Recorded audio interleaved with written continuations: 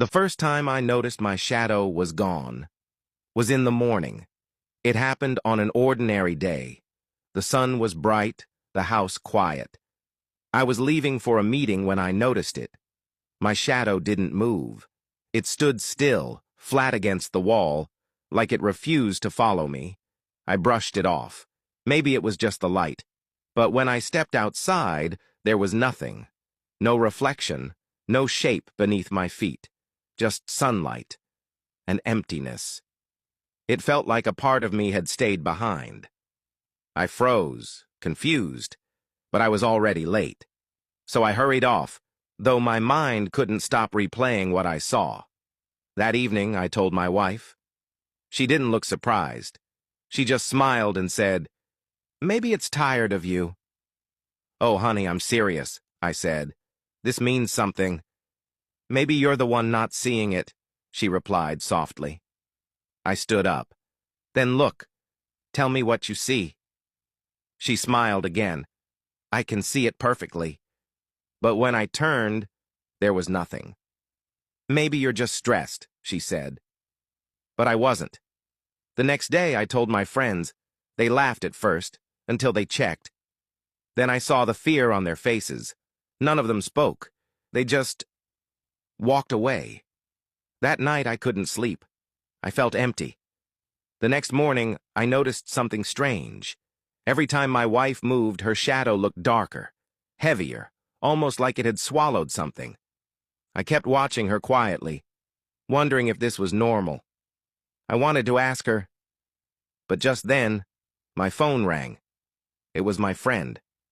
After a short chat, he said, "I always see your wife passing my street at night. Why don't you walk with her sometime?" I forced a smile. "She's just working out." "Work out?" He chuckled softly. Then, after a pause, his tone changed. "All right, if you say so." That night, I decided to follow her, but from afar. She walked quietly down the road until she stopped at an old, lonely house. She looked around, making sure no one was watching, then went inside, like she'd been there many times before. I waited a few seconds, then walked up and raised my hand to knock. But before I could touch the door, a cold hand rested on my shoulder. I turned and froze. The hand on my shoulder was cold, colder than night itself.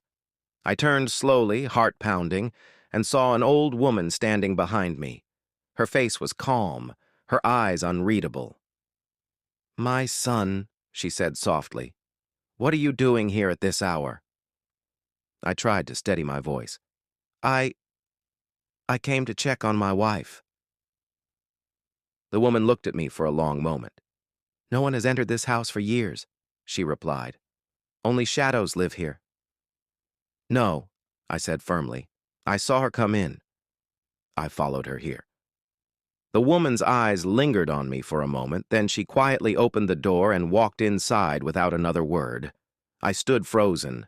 My instincts told me to leave, and I did. As soon as I stepped away, my phone rang. It was my wife. "Honey, where are you?" she asked, her tone sharp. "I've been trying to reach you." "Your line wasn't connecting." Her voice was calm, too calm. For a moment, I wondered if I was speaking to my wife at all. My hand trembled. "Really? So where are you?" I asked, glancing back toward the old quiet house. "At home," she said. "Dinner's almost ready. Are you close?" Yes," I stammered. I walked back home quickly, still shaken. I couldn't explain what I'd just seen, or who that woman really was. When I got home, she was truly there, smiling as if nothing had happened. I didn't speak. I couldn't. But deep down, I knew something was wrong. Since the day my shadow vanished, peace left my life, and every suspicion led back to my wife. That night, I couldn't sleep. But one thing was clear. I needed to visit that old house again. Maybe the woman knew something. Maybe she could tell me the truth. The next morning, I skipped work. After my wife left for her office, I walked back to the lonely street.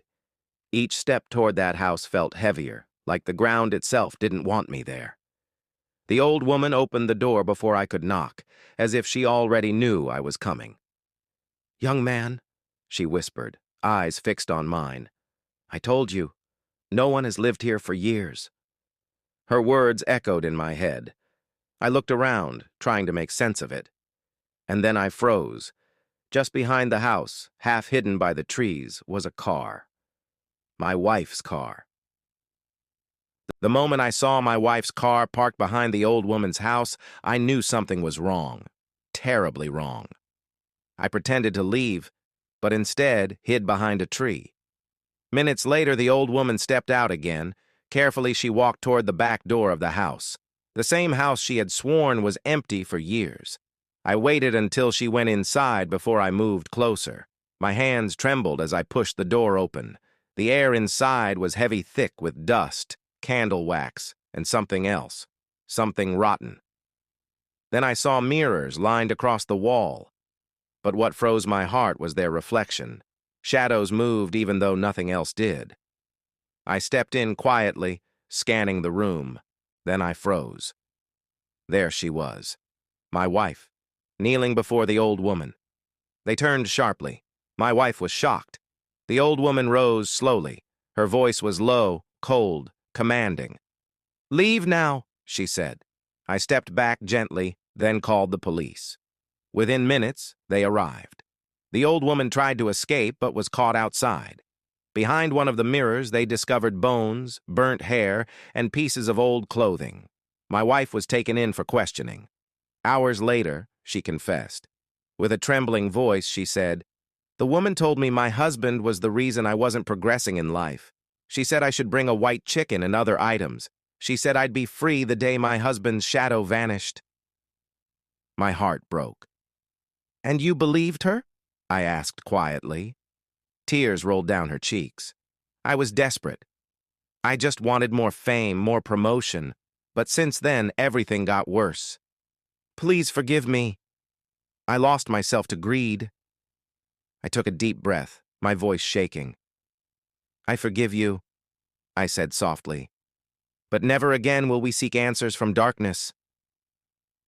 That evening, the old woman reversed everything she had done, but still remained in custody.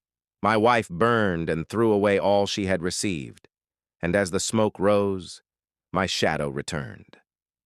That day, I learned something I'll never forget.